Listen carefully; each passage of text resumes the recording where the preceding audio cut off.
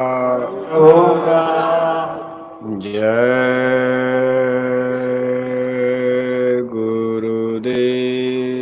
जय गुरुदेव।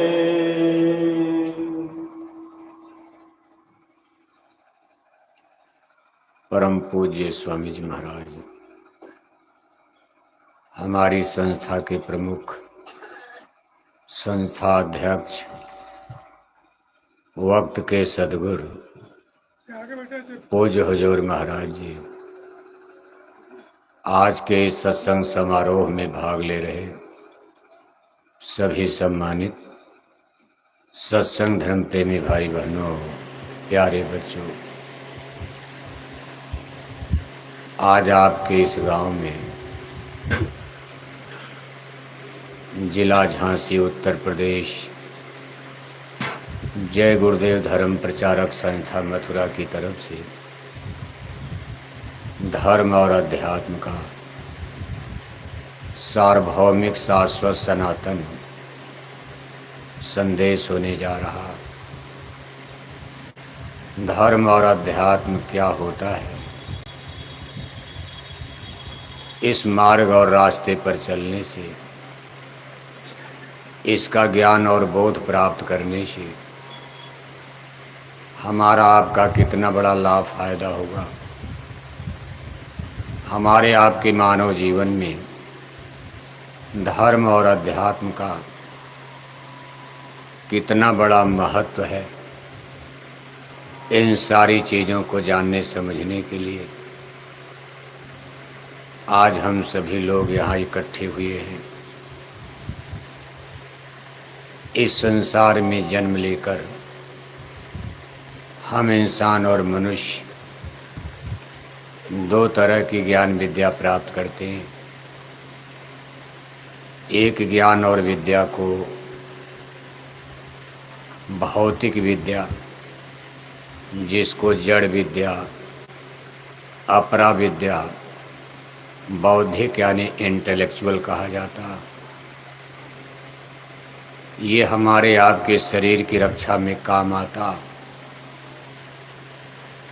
माँ के पेट से सीख करके कोई नहीं आता, चाहे खेती का काम, दुकान दफ्तर का काम, लकड़ी का काम हो, बिजली का काम हो, कार मोटर हवाई जहाज चलाना हो, इंजीनियर बनना, डॉक्टर बनना,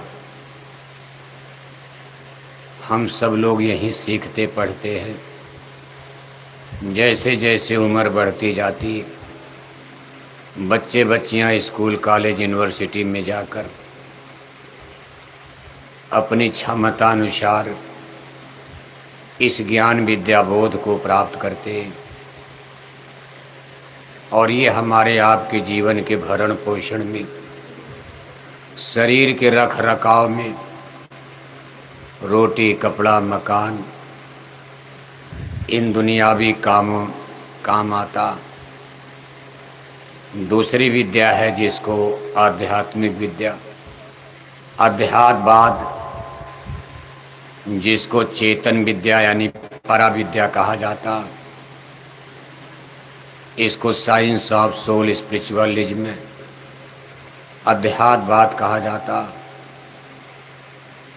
ये दूसरी विद्या अध्यात्मवाद, ये हमारी आपकी आत्मा की रक्षा में काम आती। इसको सीखने पढ़ने जानने के बाद हम अपनी जीवात्मा की रक्षा करते, यानी मानव जन्म पाकर हमारे आपके लिए दो तरह की ज्ञान विद्या बोध प्राप्त करना जरूरी है। भौतिक विद्या भी प्राप्त करना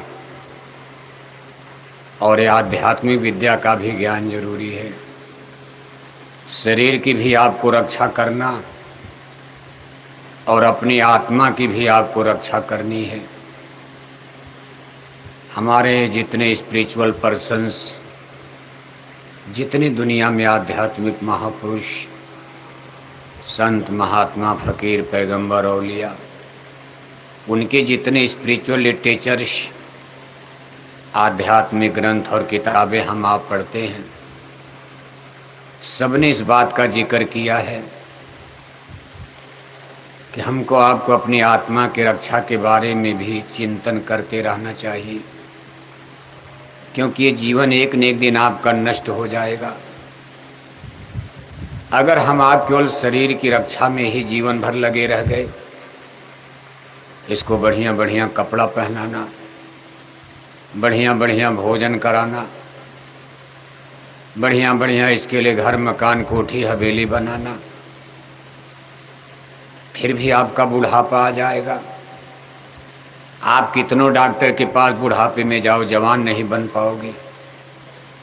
कहीं गठिया पकड़ लिया, कहीं बात पकड़ लिया, 3200 दांत टूटकर बुढ़ापे में जमीन पर गिर गए, दाढ़ी बाल सफ़ेद हो गए, आँख से दिखाई नहीं दे रहा, चश्मा लगने लगा, कान से सुनाई नहीं दे रहा, कान के बहरे हो गए, कहीं बीपी हाई हो रही, कहीं लो हो रही, शुगर बवासीर के भयंकर मरीज बन गए। अब डॉक्टर इसमें क्या करेगा बताओ? घोड़ा बनाएगा आपको? अब आप सोचते कि नहीं बढ़िया डॉक्टर मिलेगा बम्बई, लंदन, अमेरिका में, 10, 20, 50 लाख खर्चा करके हम फिर घोड़ा बन जाएंगे, जवान बन जाएंगे? ना, मेहमान जवानी जाती है फिर लौट कभी ना आती। नेचुरली कॉन्स्टिट्यूशन जो उस क्रिएटर ने, करतार ने कानून कायदा बना दिया, आप चाहे पैसे वाले हो चाहे बिना पैसे वाले, आप अपने शरीर को नहीं बचा पाओगे। चाहे आपका बैंकों में अरबों रुपया जमा है, लेकिन बुढ़ापा आपका भी आएगा। आप कलेक्टर बन जाओ, एसपी बन जाओ, आप झांसी के सबसे बड़े इंजीनियर डॉक्टर बन जाओ, जवानी में ही आप बंदूक राइफल टांग कर झांसी में घूमते हो, 10 बंदूक आगे 10 बंदूक पीछे। जब आदमी जवानी में चलता है तो झांसी की सड़कें हिल जाती हैं, लोग रास्ता खाली कर देते। वही आदमी आज बुढ़ापे में चारपाई पर गिर गया, आज एक गिलास पानी नहीं उठा पा रहा, उसको झांसी के अस्पताल में चम्मच से पानी पिलाया जा रहा।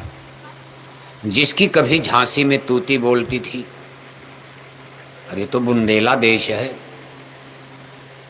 बुंदेल एक लड़ाकू जाति मानी जाती बुंदेला, और करीब करीब हम 2-4 लोगों को छोड़कर सब बुंदेले बैठे हो। जैसे जाटों का इतिहास है, पंजाब के सिखों का इतिहास है, ऐसे बुंदेला जाति का एक बहुत ही गौरवान्वित इतिहास है। इतिहास के पन्ने बताते बुंदेला बड़े बहादुर होते थे। पढ़ाया भी जाता है बच्चों को, बुंदेले हर बोलों के मुँह हमने सुनी कहानी थी, खूब लड़ी मर्दानी वो तो झांसी वाली रानी थी। लेकिन झांसी की रानी के पहले भी बुंदेला इतिहास बना है। ये महोबा की धरती देखो, बुंदेलखंड ही मानी जाती।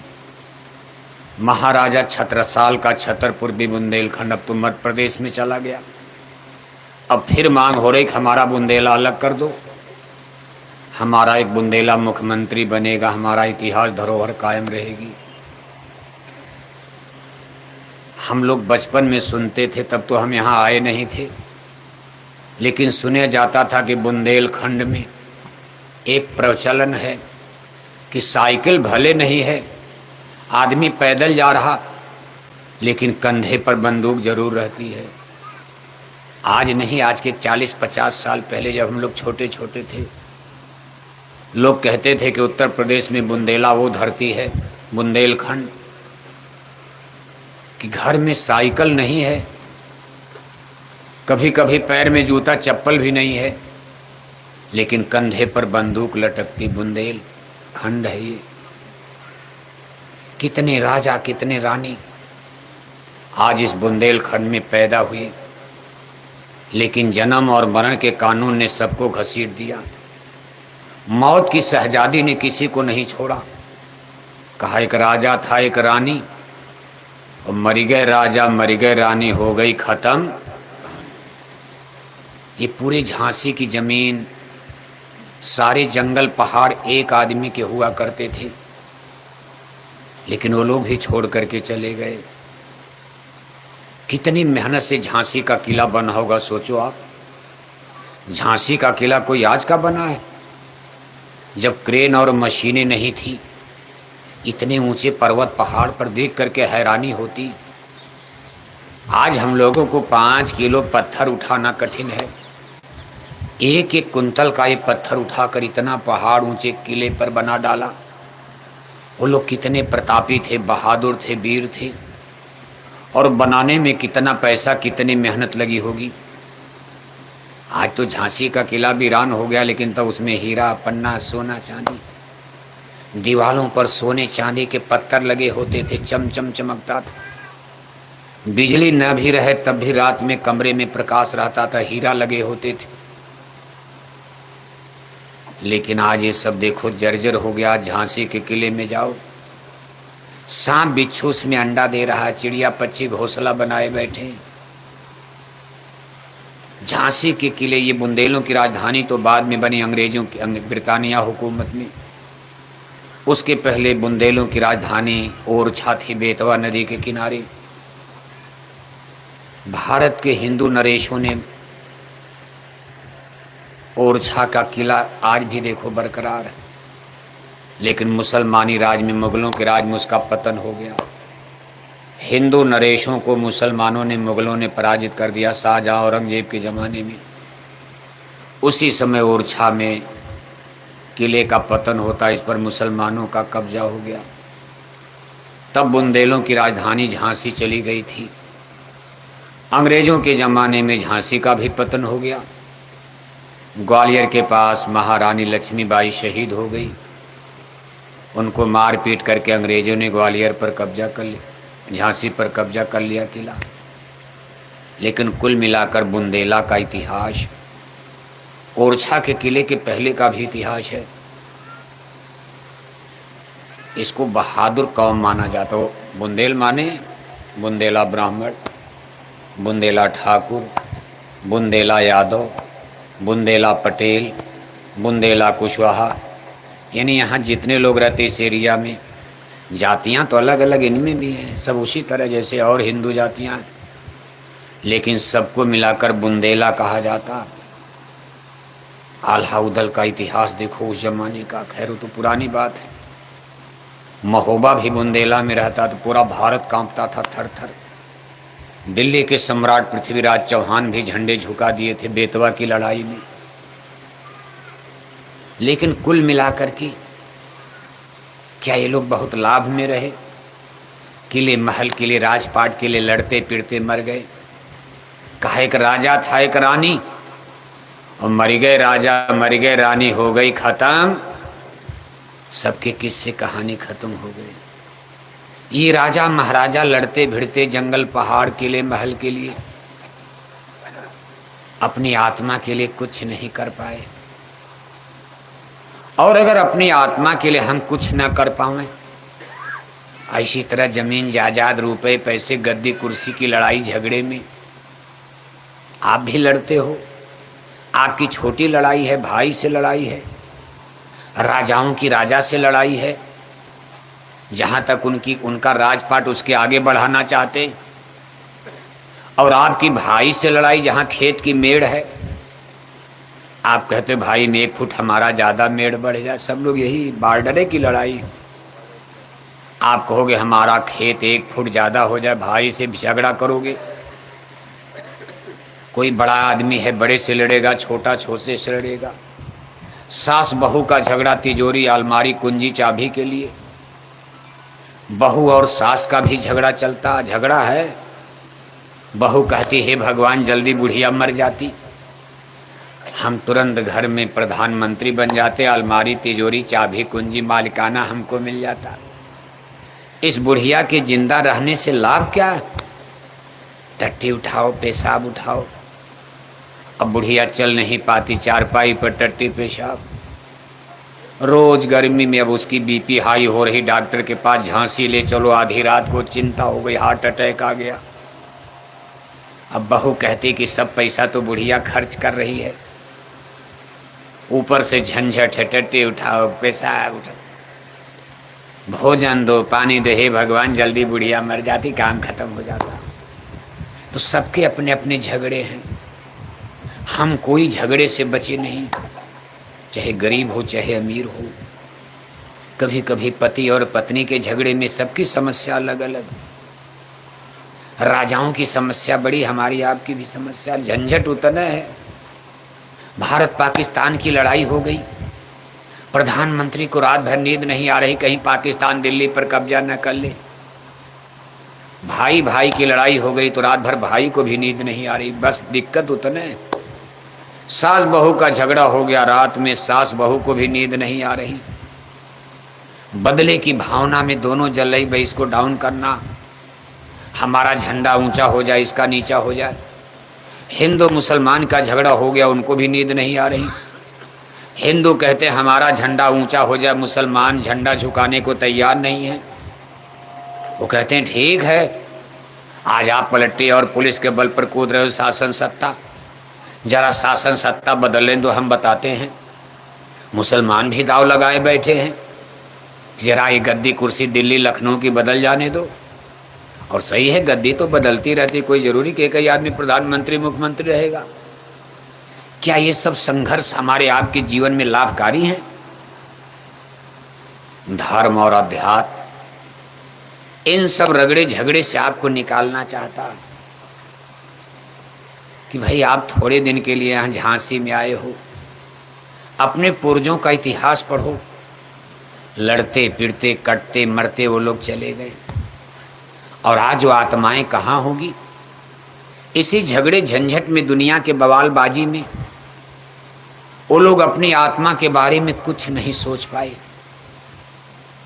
अपने जीवात्मा के कल्याण के लिए उन्होंने न कोई खजाना, न कोई दौलत, न कोई ज्ञान, न कोई विद्या, न कोई चिंतन, न सोच, न विचार, बस खाते पीते सोते जन्म बीत गया, रात गंवाई सोई के, दिना गंवायो खाए। हीरा जन्म अमोल था, कौड़ी बदले जाए। लेकिन हमारे धर्म ग्रंथ क्या कह रहे हैं कि बड़े भाग मानुष तन पावा, सुर दुर्लभ सदग्रंथ निगावा।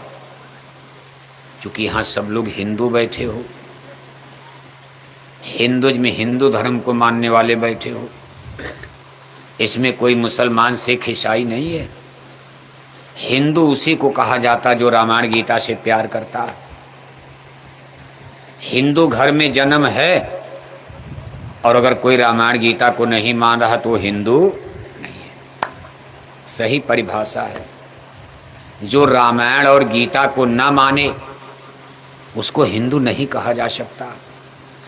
जबरदस्ती तो कहेंगे भाई हम भी हिंदू, हम भी हिंदू, क्योंकि रामायण में भगवान प्रभु राम का वर्णन है, उनका ज्ञान है।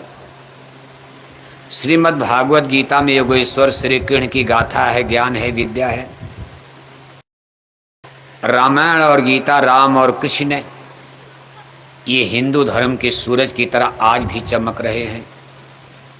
हिंदू धर्म में बहुत लोग पैदा हुए, अवतारी पुरुष, संत, महात्मा, पीर, पैगंबर, औलिया, तमाम ऋषि मुनि, ज्ञानी ध्यानी। लेकिन आज भी राम और कृष्ण से बड़ा हिंदू धर्म में कोई आदरणीय पूजनीय अभी तक नजर नहीं आ रहा। आगे देखा जाएगा। लेकिन आज की तारीख तक अभी जनता, जिसको सारी हिंदू जनता इतनी बड़ी संख्या में मानती हो, राम और कृष्ण से बड़ा कोई नजर अभी नहीं आ रहा। हर हिंदू राम राम सीता राम करता। आप जा रहे रास्ते में कोई मिला, आप कहोगे भाई जय राम जय राम जय राम। कोई मर जाता है आपके घर में तो लोग जब लेकर जंगल चलते कहे राम नाम सत्य है। क्या बोलते हैं अंत में? राम नाम। हिंदू लोग जन्म जन्म में राम, मरण में राम, जीते राम, मरते राम, हर जगह राम राम। इस राम और कृष्ण को आज भी भारत की जनता के हृदय से निकाल नहीं पाया। 700 वर्ष भारत में मुसलमानों ने राज किया। उस समय भी कोशिश हुई थी कि निकाल दिया जाए, जनता राम और कृष्ण को भूल जाए, नहीं भूल पाए लोग। खैर मुसलमानों का राज चला गया। 700 वर्ष बहुत होता। पौने 200 वर्ष भारत पर अंग्रेजों ने राज किया। उन्होंने सबको ईसाई क्रिश्चियनिटी में लाना शुरू कर दिया। लोभ लालच दे करके तमाम लोगों को जंगल पहाड़ में ईसाई, और तमाम छोटे बड़े लोग ईसाई बन भी गए।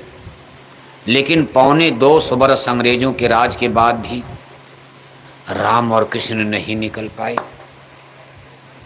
आज देश को आज़ाद हुए 77 साल हो गया। हमारे देश की देसी हुकूमत आई, विदेशी लोग चले गए, देसी लोग दिल्ली में लखनऊ में राजा बने। इन नेताओं में भी मुख्यमंत्री प्रधानमंत्री कई ऐसे लोग आए, उन लोगों ने भी चाहा था कि रामकृष्ण को जनता के हृदय से निकाल दिया जाए, वो लोग भी नहीं निकाल पाए। 77 साल की आज़ादी के बाद भारत की जनता आज रामकृष्ण को भूलने को तैयार नहीं है। कभी आप इस पर विचार करते हो? राम और कृष्ण के रग रग में बस चुके हैं। रामायण और गीता का ज्ञान हिंदू धर्म का सारबोध है। मान लो और किताबें हैं, कबीर साहब की है, दादू साहब, दरिया साहब, तमाम गुरु लोग, नाना पंथ, स्वामी विवेकानंद के ग्रंथ हैं, दयानंद सरस्वती की किताबें हैं, धर्म गुरु शंकराचार्य के बहुत ग्रंथ हैं। तमाम पंडित पुरोहितों ने, आचार्य प्राचार्य शंकराचार्यों ने बहुत किताबें लिखी। हमारे हिंदू धर्म में इस समय इतनी किताबें हैं धर्म की कि सबको इकट्ठा कर दिया जाए तो कई कोठी कमरा भर जाएगा। किसके पास फुर्सत है कि सब किताब पढ़ा जाए? इसलिए भारत की जनता कहती भाई सबसे अच्छा रामायण पढ़ लो, सारा ज्ञान रामायण में है, सत्य भी है। रामायण को सही रूप से जान लो तो कोई किताब पढ़ने की जरूरत नहीं है, भरपूर है, पूर्ण है। लेकिन जब शराब पीकर रामायण पढ़ोगे तब क्या समझ में आएगा? अखंड रामायण पढ़े जा रहे और 1-1 किलो मछली, तब रामायण समझोगे आप? इसका मतलब है मछली खाना माने रामायण नहीं समझे आप। रामायण पढ़ना कोई बड़ी बात नहीं, पढ़े लिखे सब लोग हो गए। एक जमाना था आपके गांव में जब अखंड रामायण होता था, जैसे किसी के घर में घर भोज है, बहु भोज है, गृह प्रवेश है, कोई कथा कीर्तन रामायण का पाठ हो रहा, तो रामायण पढ़ने वाला कोई गांव में नहीं मिलता था। तो किसी पढ़े लिखे ज्ञानी विज्ञानी पंडित पुरोहित को दूसरे का, उनकी टीम बनी थी कीर्तन मंडली, वही लोग रामायण पढ़ पाते थे। आज सबके बेटे बेटियां पढ़े लिखे हो गए, फर फर फर फर अंग्रेजी बोल रहे, तो रामायण तो हिंदी में पढ़ना क्या कठिन है।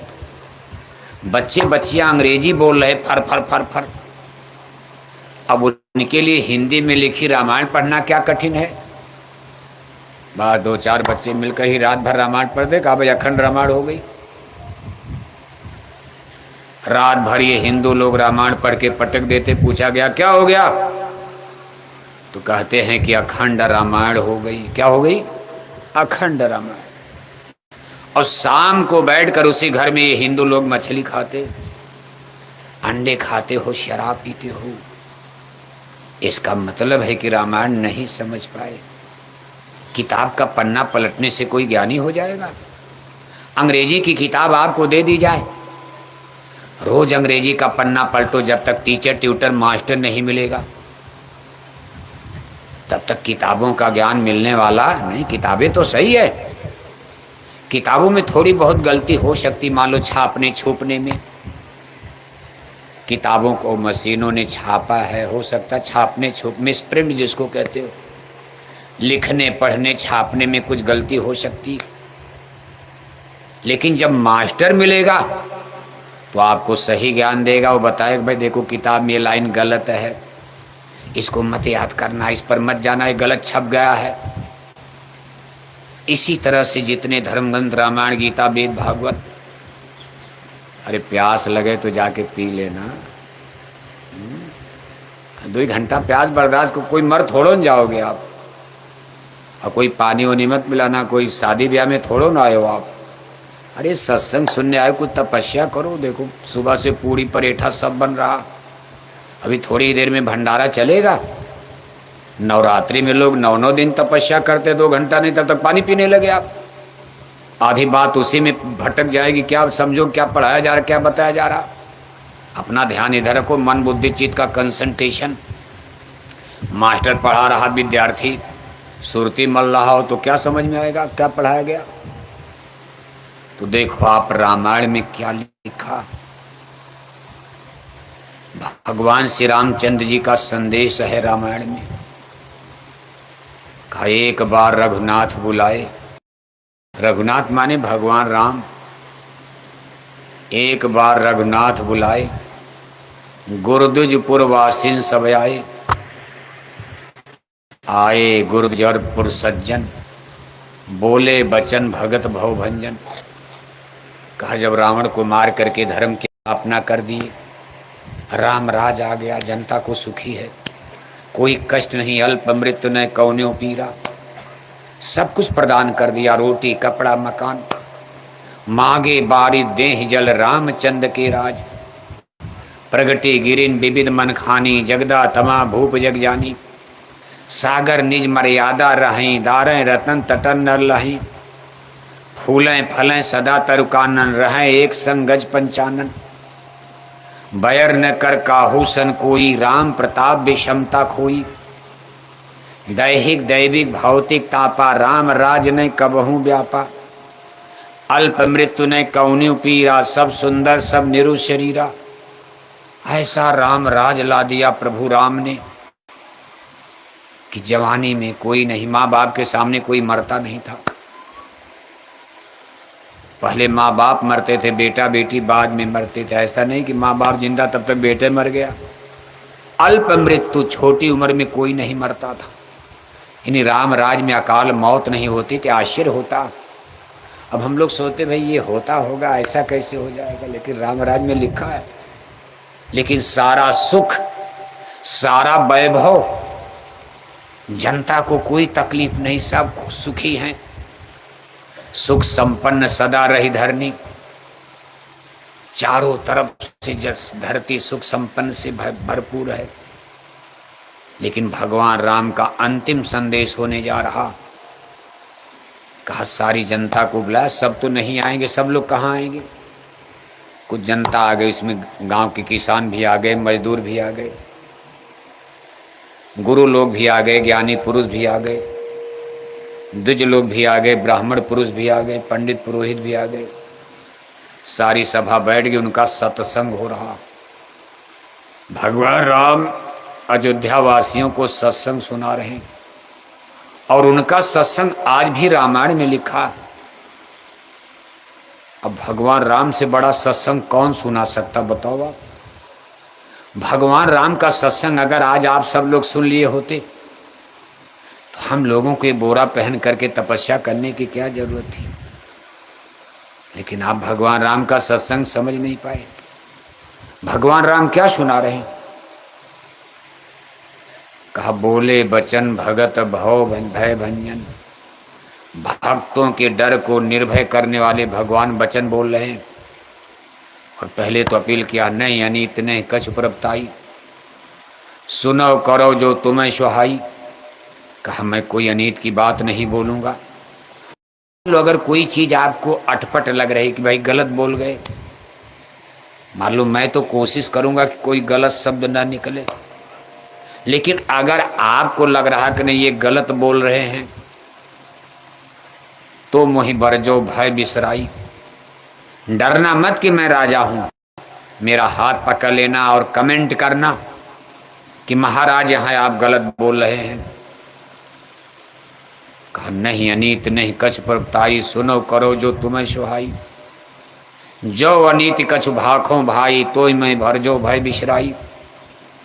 आप पहले सुन लो, जो मन में आए वही करना। मेरी तरफ से आजादी, पहले सुनो मेरी बात को। अब वो क्या बोल रहे हैं देखो, सत्संग क्या सुना रहे हैं। अब आप रोज रामायण में पढ़ते हो लेकिन समझते नहीं हो। भगवान राम ने सत्संग सुनाया। कहा बड़े भाग मानुष तन पावे। भगवान राम का वचन है। जैसे गीता में भगवान श्री कृष्ण ने अर्जुन को सुनाया है, आत्मा परमात्मा का ज्ञान विज्ञान science of soul, Yogeshwar Shri Krishna ji अपने मुखारबिंद से अर्जुन को उपदेश दिया है, ज्ञान दिया है। भगवान श्री कृष्ण से अच्छा सत्संग कौन सुना सकता। लेकिन गीता संस्कृत में है, संस्कृत हम लोगों को आती नहीं है। संस्कृत जानने वाले आपके गांव के जिले के पंडित पुरोहित लोग हैं। अब पंडित जो लोग क्या सुनाते हैं संस्कृत में वही हम लोग जानते हैं, सही सुना रहे कि गलत। लेकिन रामायण तो हिंदी में है, थोड़ी मेहनत करोगे तो भगवान राम का सत्संग समझ जाओगे आप। कहा बड़े भाग मानुष तन पावा, सुर दुर्लभ सदग्रंथ निगाह। भगवान की वाणी है कि हे इंसान, हे मनुष्य, ये मानव जीवन, मानव जन्म आपको बड़े भाग से मिला है। सुर दुर्लभ सदग्रंथ निगावा। स्वर्ग और वैकुंठ में बैठे भी देवी और देवता भी इस मानव जन्म को पाने के लिए लालायित रहते हैं। ये बात देखो बड़ी महत्वपूर्ण हो गई। और भगवान राम खुद कह रहे हैं कि इस मनुष्य शरीर में देवी देवता आना चाहते हैं। देवी देवता कहाँ रहते हैं? अंडी लोक में। हम आप कहाँ हैं? इसको मृत्यु लोक कहा जाता, स्थूल सृष्टि पिंड लोक। लेकिन देवी देवताओं के देश को अंडी लोक, लोक माने प्लेस, स्थान, देश। जिस देश में जिस धरती पर देवी देवता रहते हैं उसको अंडी लोक, लिंग लोक कहा गया। वहां की विषय है। लेकिन आत्मा के कल्याण के लिए तो भजन करना ही है।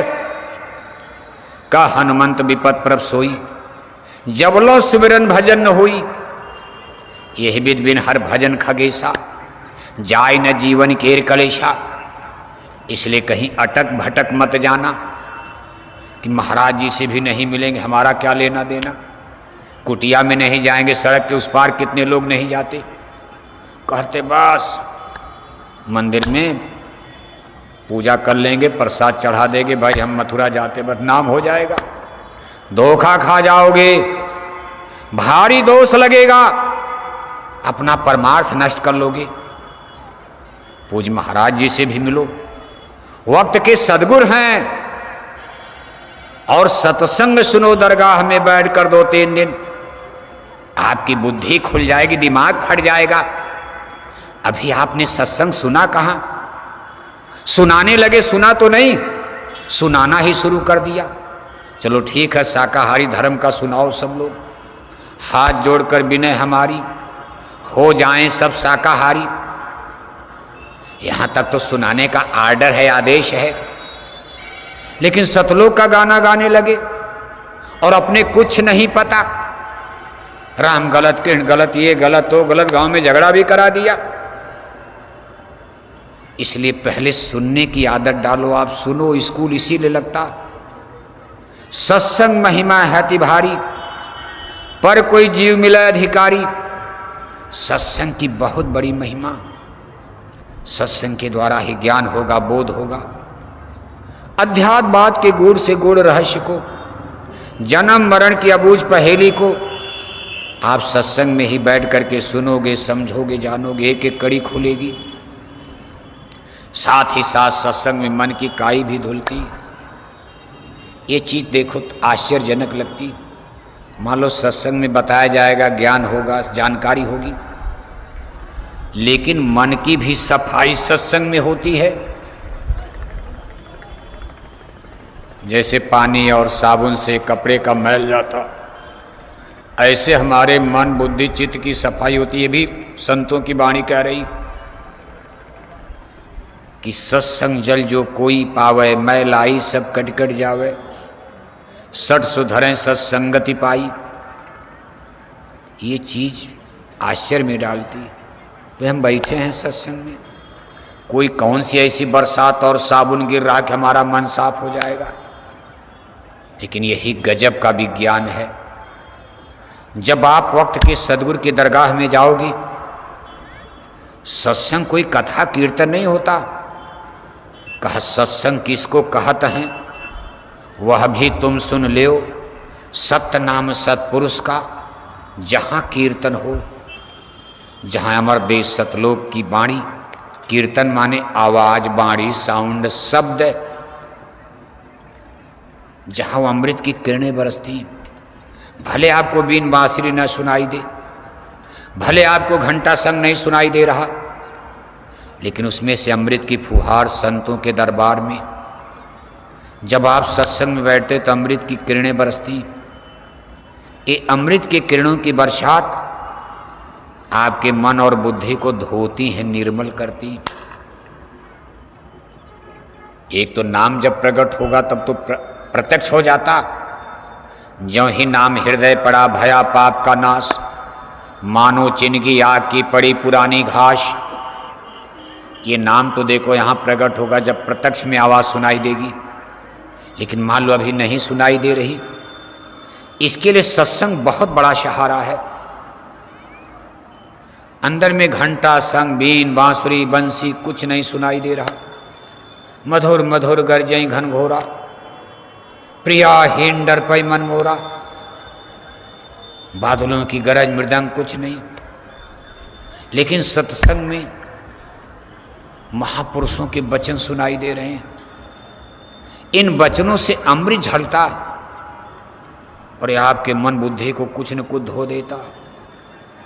इसीलिए कहा बड़े भाग पायो सत्संगा, और वो भी अमर देश सतलोक की बात। कोई स्वर्ग वैकुंठ का व्याख्यान नहीं, भाषण नहीं, प्रवचन नहीं, अमर देश सचखंड सतलोक। इसलिए वक्त सदगुरु, वक्त के गुरु, वक्त के सदगुरु, उनके वचनों का सेवन करना चाहिए। आज ये अवसर देखो समय समय पर आपको मिलता। आप सत्संग में आ गए, मान लो सत्संग में भी घटना होती। सत्संग में आते जाते लोग कभी कभी आप देखते हो एक्सीडेंट हो जाता, कितने लोग मौत को प्राप्त हो जाते हैं। गुरु महाराज के जमाने से लेकर आज तक तमाम लोग देखो घटनाएं हो जाती। फिर गांव जवार के लोग तान मारते हैं, रोज रोज सत्संग में जा देखो ये हो गया वो हो गया, लेकिन उसमें भी कोई घाटा नहीं है। आप यहाँ सिनेमा देखने नहीं आए हो, आप पिक्चर देखने नहीं बैठे हो। सत्संग महिमा है ति भारी, पर कोई जीव मिले अधिकारी। सत्संग में बैठे बैठे यहाँ मर भी जाओगे तो आपकी आत्मा को अधोगति से बचाया जाएगा, आपको नरकों की आग से बचाया जाएगा। भले ध्यान भजन न करो, आपकी तपस्या, आपकी भजन भक्ति अधूरी रह गई, लेकिन चूंकि आप सत्संग में मर गए, प्रचार करते करते शाकाहारी का मर गए रास्ते में, आपको बहुत बड़ी गति मिल जाएगी। इतना बड़ा सत्संग का असर होता। एक देखो बड़ा सुंदर दृष्टांत आता। सिख गुरु साहिबान प्रथम पातशाही, गुरु नानक देव जी महाराज का जमाना है। गुरु नानक देव जी महाराज का जन्म मुगल संस्थापक सम्राट बाबर के समय में हुआ था। जिस समय दिल्ली में मुगल सम्राट बाबर का राज, उसी समय गुरु नानक जी महाराज धरती पर अवतरित हुए। गांव था उनका ननकाना साहिब। बंटवारे के बाद अब ये गांव पाकिस्तान में चला गया है, लेकिन तब तो सब इंडिया भारत था। गुरु नानक जी महाराज के ज़माने का एक वाक़या है। जब गुरु साहिब का सत्संग जारी हुआ, अब उस समय कार मोटर ये सब तो था नहीं, पैदल पैदल काफिला वाफिला लेकर के लोग, पद यात्रा, उसको भी काफिला यात्रा बोला जाता था, प्रचार यात्रा। संगत को लेकर 100-50 आदमी पैदल पैदल डेरा डालते डालते। अब पैदल पैदल कितना कोई जाएगा, 10 किलोमीटर, 5 किलोमीटर, 2 कोस 4 कोस, ऐसे गांव गांव। इसलिए बड़ी लंबी लंबी यात्रा महात्मा लोग भी, कबीर नानक भी नहीं कर पाए। जैसा कि गुरु महाराज ने, आज पूज महाराज जी, आज कार मोटर का युग है, हेलीकॉप्टर, हवाई जहाज। आज मथुरा में सत्संग करो, कल आपका सत्संग बंगलौर हो जाए, क्या देर लगती। लेकिन उस जमाने में नदियों पर पुल नहीं था, इतनी अच्छी सड़कें नहीं थी, कार मोटर हवाई जहाज नहीं। फिर भी उन धर्म गुरुओं ने, कबीर नानक पूरे भारत में देखो घूमते रहे, लोग यात्रा किए हैं। गुजरात गए, उड़ीसा तक गए कबीर साहब, गुजरात गए, नानक जी महाराज भी देखो घूमे। जहाँ तक हो सका उन लोगों ने बड़ी मेहनत पैदल पैदल चलकर। गुरु नानक जी महाराज के ज़माने में एक गांव में एक साहूकार रहते थे। साहूकार माने बिजनेसमैन, बनी आदमी, दुकानदार। उसी गांव में एक रामदास नाम के किसान काश्तकार रहते थे। अगल बगल में ही गांव में घर था। दोनों लोगों में दोस्ती थी, अच्छा रिश्ता, लेकिन दोनों लोगों के विचार अलग अलग थे। साहूकार यानी शुद्ध शाकाहारी भगत आदमी और रामदास जोरा खाने पीने के, दारू शराब मांस वांस खाने के शौकीन, लेकिन दोस्ती थी दोनों लोगों में। साहूकार जो थे गुरु नानक जी महाराज के शिष्य बन गए।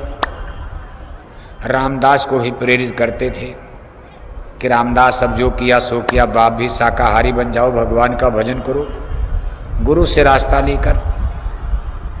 रामदास हाँ हाँ भी करते थे, लेकिन मन धोखा दे, इतना आसान तो है नहीं।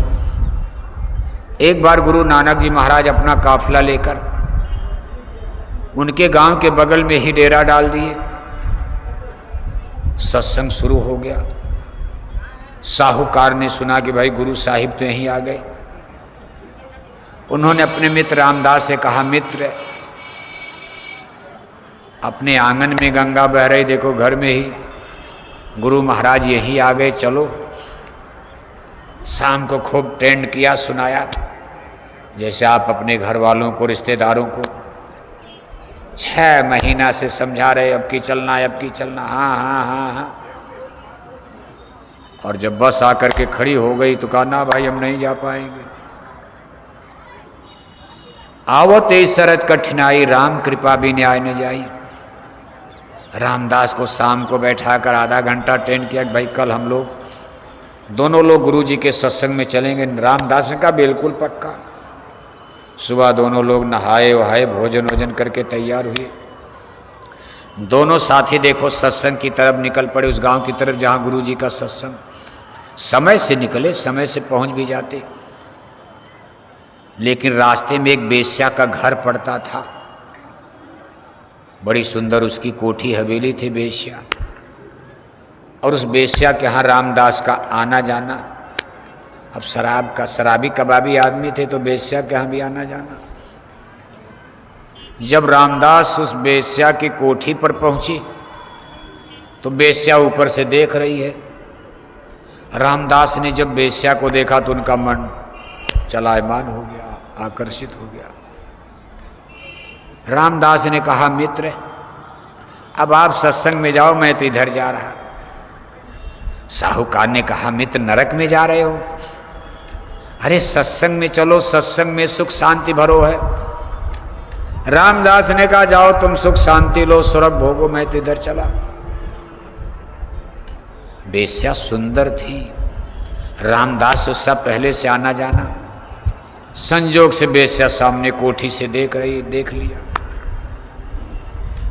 अब साहूकार बेचारे कितनों समझा रहे, लेकिन रामदास का मन धोखा दे गया। खैर वो सत्संग में गए और रामदास वेश्या के यहाँ चले गए।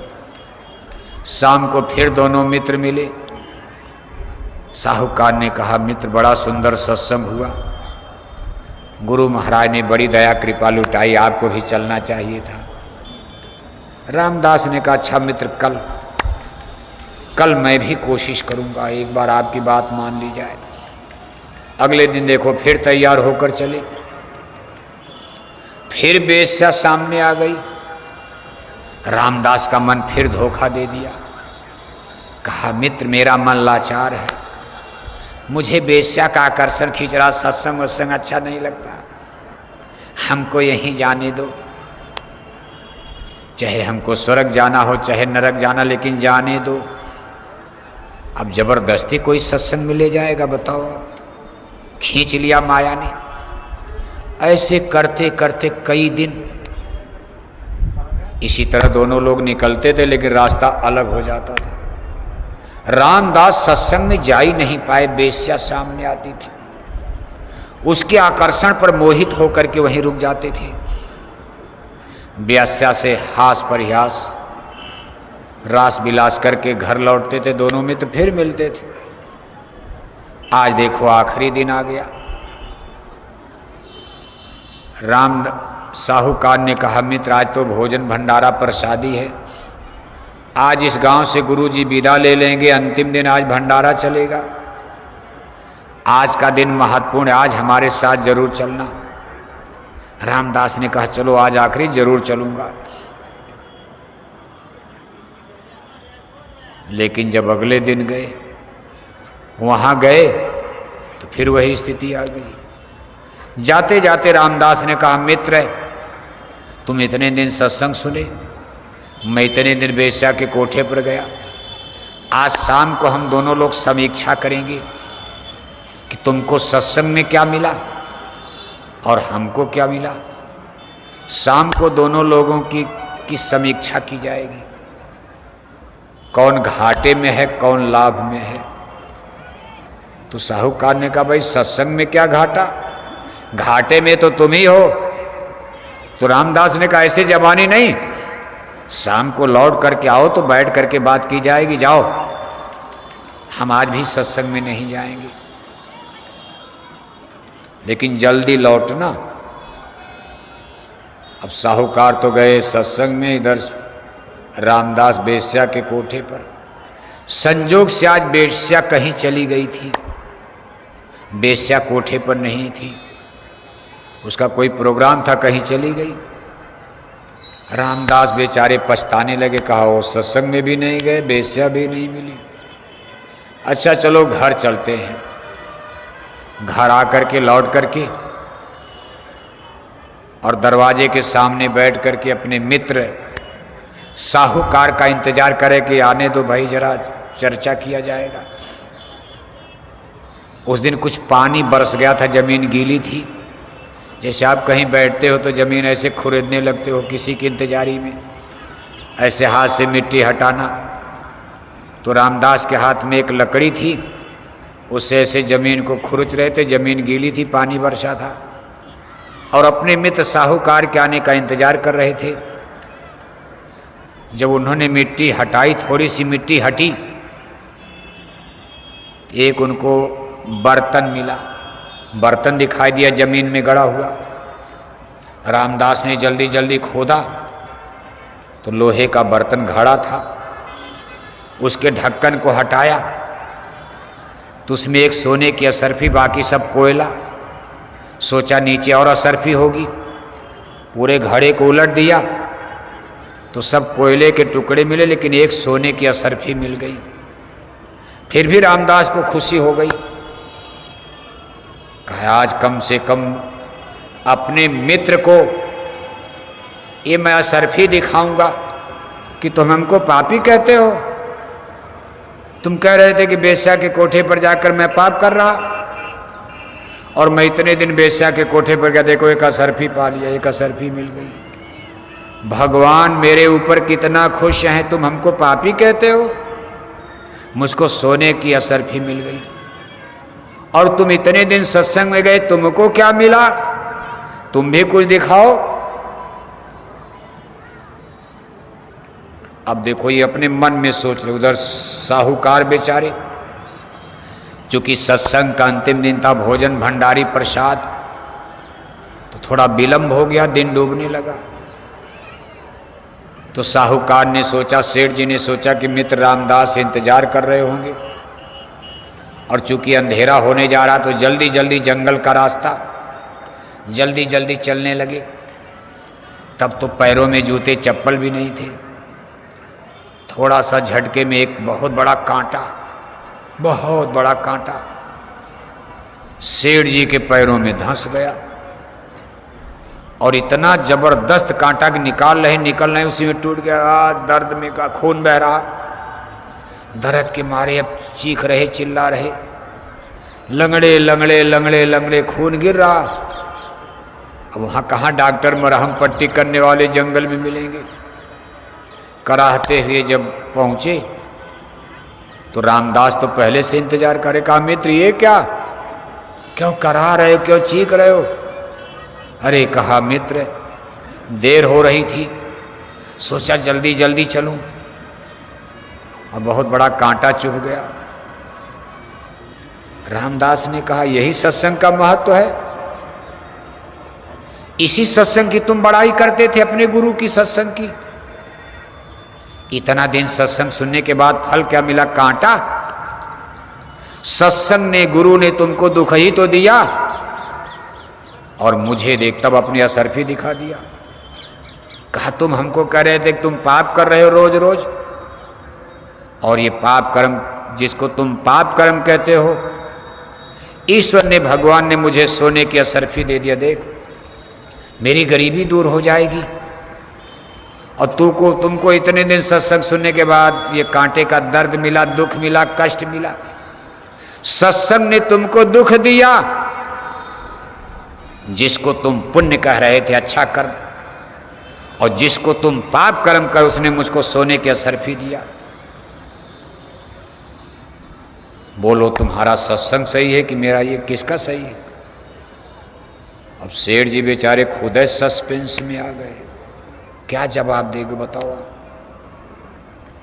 उनके पास कोई जवाब नहीं। बात तो प्रत्यक्ष है कि भाई हम सत्संग में दुख भोग रहे, और ये आदमी बेश्या के कोठे पर भी गया, हास परिहास किया, दुनिया का आनंद लिया, और आज सोने की इतनी बड़ी असरफी, इसकी गरीबी चली जाएगी। हमारा तो जो है दान दक्षिणा में ही कितना गया, दवा में जाएगा, ऑपरेशन करवाना होगा।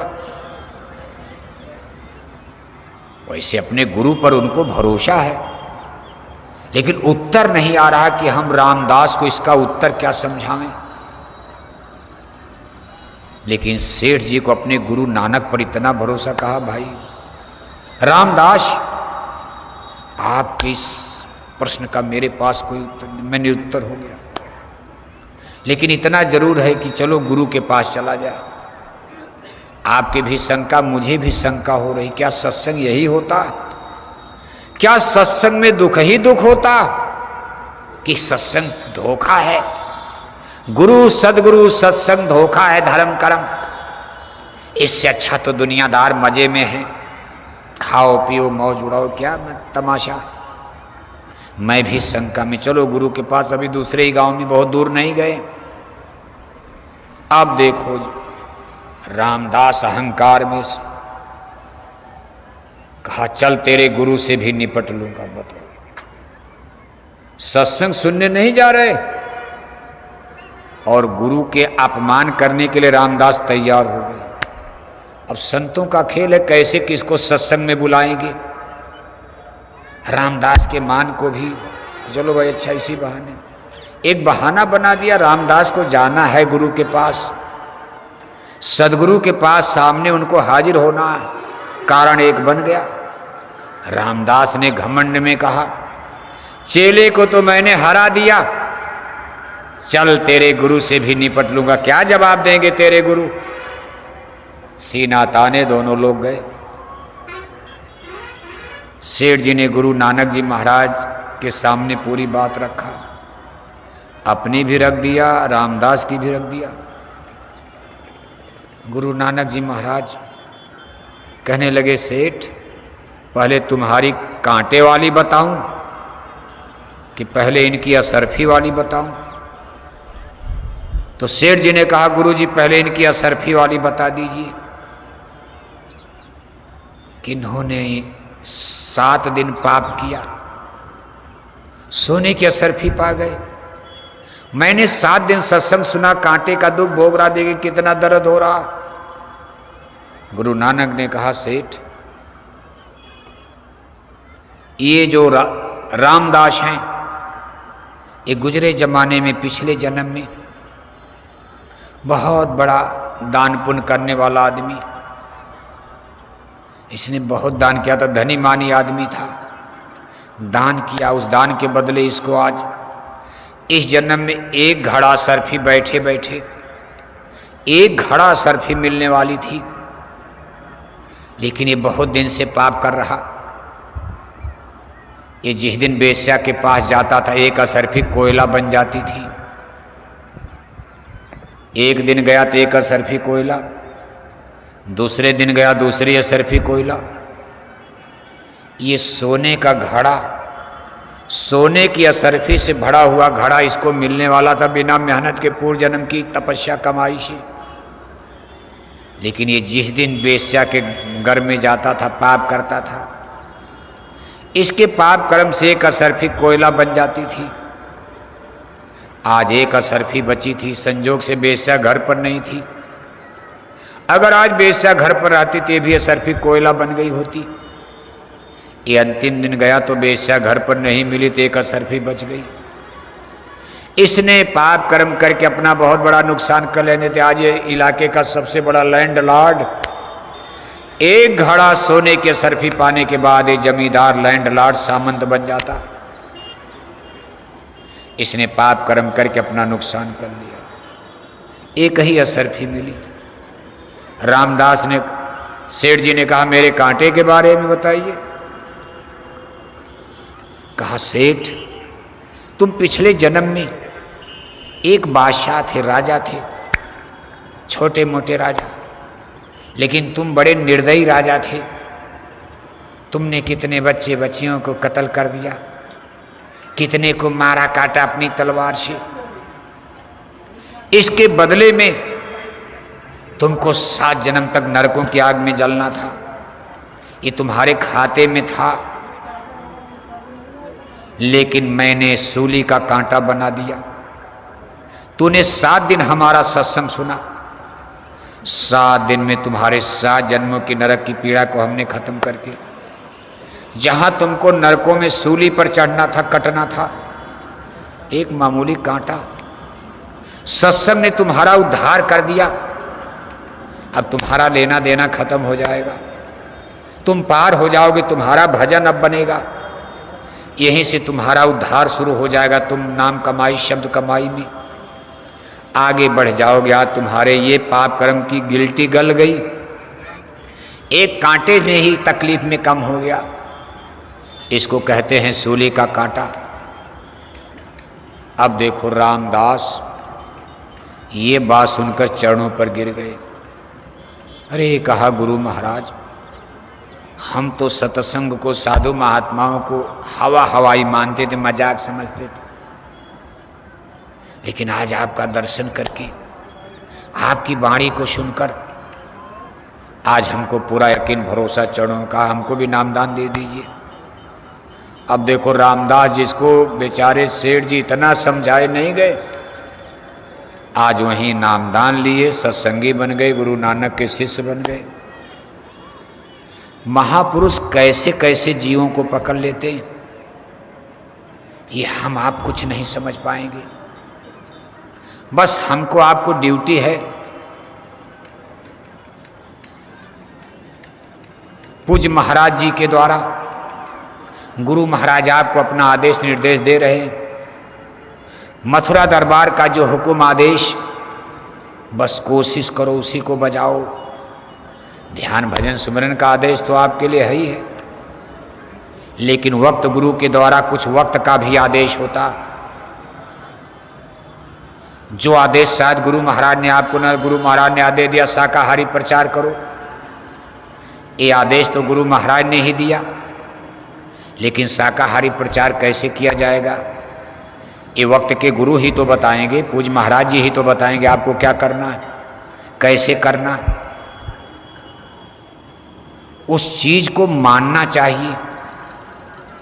कहा सदगुरु कहें करो तुम सोई, मन के कहे करो मत कोई। अब आप गुरु महाराज की वाणी लेकर 50 साल पुरानी वाणी, 40 साल पुरानी वाणी किताब पढ़कर, आधा सही पढ़ा आधा गलत पढ़ा, हो सकता किताबों में गलत छप गया हो, मशीनों ने गलत छाप दिया हो, वही लेकर तमाम सत्संगी हवा उड़ा रहे हो। अगर वक्त के मास्टर से पढ़ लेते तो सारा सस्पेंस, सारा संशय, सारा भ्रम आपका दूर हो जाता।